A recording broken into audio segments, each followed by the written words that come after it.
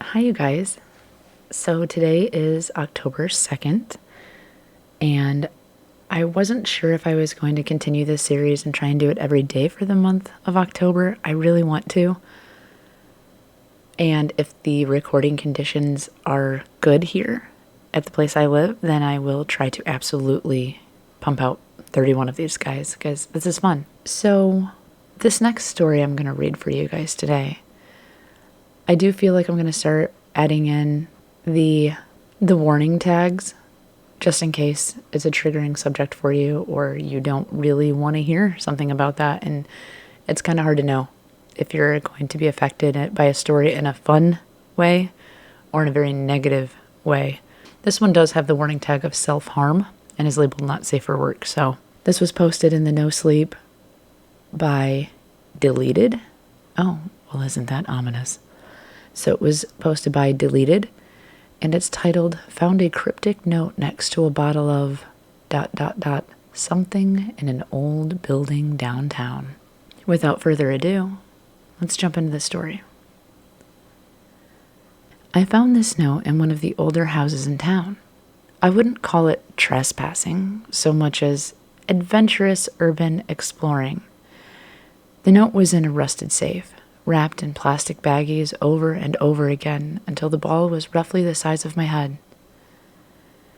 In between each layer of plastic baggie, hundreds of silica gel packets were stuffed.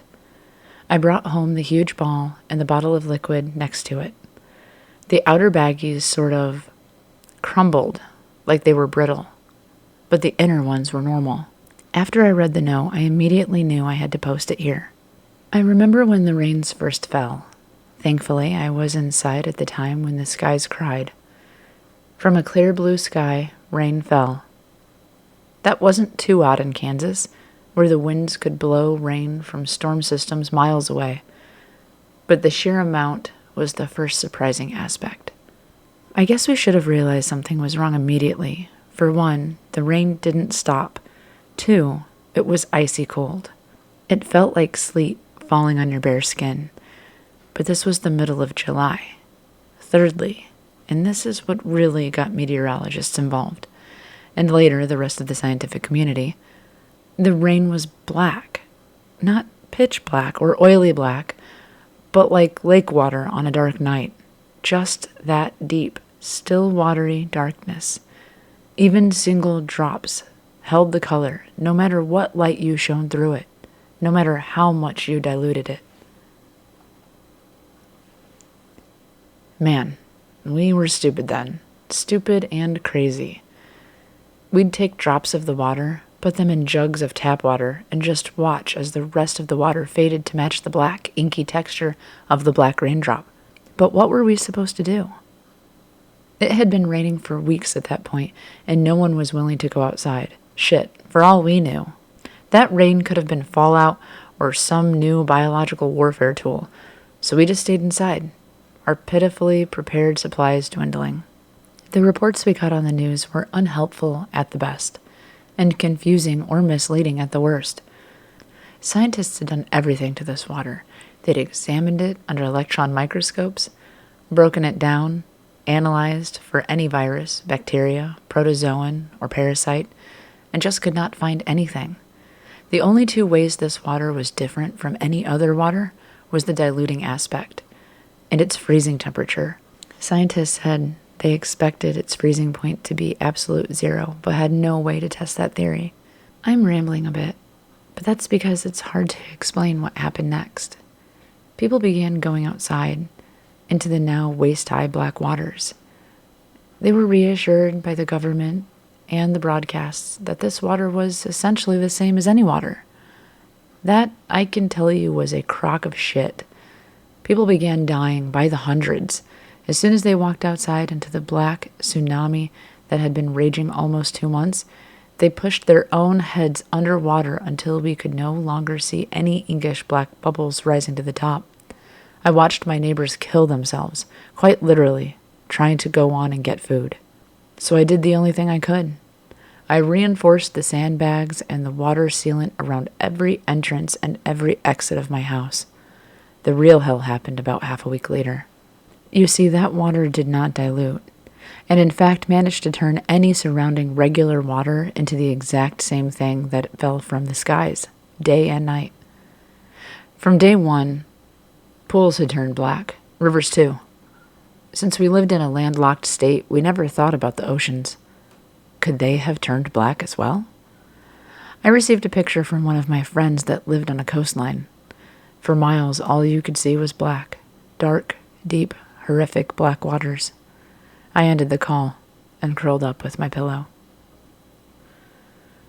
People began talking about the end of days, of the reckoning and how this must be heaven's ashes leaking through the clouds. Lucifer must have won, the churches proclaimed. Bedlam lived in my small town. Suicide seemed to be the only option. Police could do nothing. Paramedics killed themselves the moment they tried to leave to help anyone. Wherever you were stuck there. I thought this was the end, that my house would just crack under the growing water pressure. But no. The black rain did not force itself upon people. It would wait for you to come to it. I had began to think of it as an entity instead of an anomaly. It had to have some sentience, right? To make people just kill themselves like that? To override someone's survival instincts and push their heads underwater, fighting not only the need to breathe, but their own buoyancy? I would not give in. I swore I would never give in. Then the black rain found a way to make us crack. Somehow, through all the torrential downpour, some of that hellish water had made it into a water reservoir. And that water went through the treatment facilities, and those treatment facilities sent it through the plumbing to my city's houses. I jumped back the first time I turned on the faucet and saw black water running down my drain. It had found a way to break us. Now, for all we knew, all the water in the world was now this stuff. I don't know how many people killed themselves or went outside after that. I had lost internet connection weeks prior, and cable and phones had been out since the 3rd month. I survived as long as I could until it started playing dirty. I looked out my window where the water was almost up to the glass outside. I had been looking out every other day, seeing how much the never-ending skyburst would let down. It had become a morbid ritual, a daily reminder that my time was at an end. This day, I looked up, and someone looked back. Standing outside my window was a woman. She was soaked, and her clothes were muddy. But she was human and alive. I almost wrenched my window open, but then I saw who it was. It was my neighbor, the same one who drowned herself almost 6 months ago. Her skin was pale, not 7 months indoors like the rest of us pale, but a ghastly spectral white. And under that morbid marble, I could see each and every one of her veins and arteries, all of which were etched in obsidian blackness. I stepped back, drawing the curtains for the first time in 7 months. I'm leaving this note here, protected by every desiccant I could find in the house. I've also left a bottle of that damned water, sealed and capped. If you read this, store it for the future. Maybe we can figure out what killed us. Maybe it won't have to happen again. I can feel them all staring at me behind the blinds. I don't know how many there are out there, but they're patiently awaiting me. I won't leave the fuckers anything to take control of. I'll win this in my own way. Now, if you excuse me, I have a date with a shotgun. I pray that the water can't take me if I blow the top of my head off.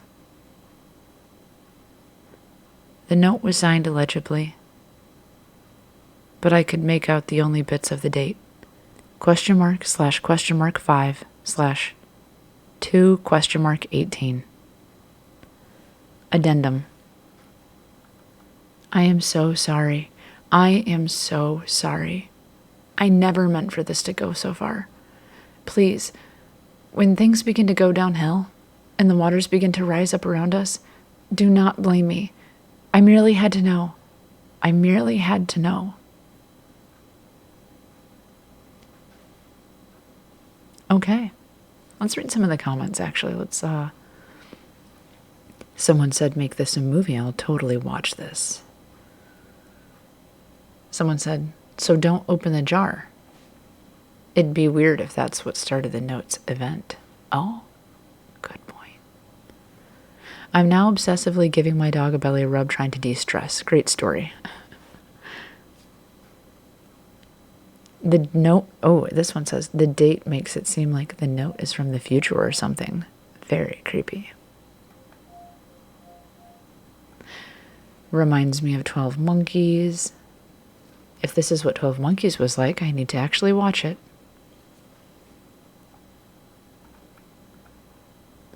Someone said, reverse Ice 9. Someone cleverly put, aw, fuck.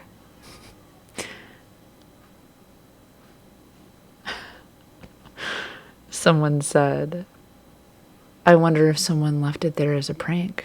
Surely the world ends in fire or ice. Haven't you read the poem?